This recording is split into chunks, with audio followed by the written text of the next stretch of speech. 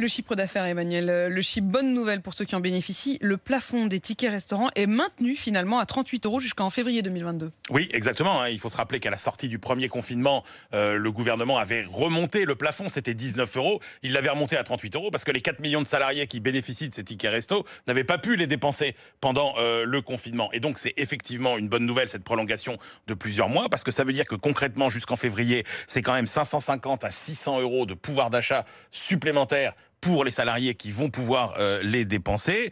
Et d'ailleurs, ils l'ont fait au cours des derniers mois. Et c'est pour ça que c'est intéressant, puisque le relèvement du plafond en juin a fait progresser le ticket moyen de 14 à 21 € et a conduit à une augmentation de 5 à 10% de l'utilisation des tickets resto le dimanche, puisque c'était aussi possible de les utiliser le dimanche. Au final, grâce à ces mesures, ce sont 700 millions d'euros qui ont été réinjectés dans l'économie, alors qu'ils auraient été perdus. C'est quand même l'équivalent de 33 millions de pour les repas. restaurateurs, est-ce que c'est aussi une bonne nouvelle? Oui, c'est aussi une bonne nouvelle. Le marché des tickets restaurants, c'est 7 milliards d'euros. Ça fait vivre 170 000 personnes dans les restaurants et les commerces de bouche, sachant qu'un titulaire de tickets restaurant va 5 fois plus au resto en moyenne que quelqu'un qui n'a pas ces tickets resto. Néanmoins, les restaurateurs, ils sont engagés dans un bras de fer avec les prestataires de ces tickets resto et ils disent nous on fait pas beaucoup de marge. Alors c'est bien, ça nous amène des clients, mais on fait pas beaucoup de marge parce que effectivement les commissions sont très élevées. C'est 3,5% sur les tickets resto, 4,5% sur les cartes resto.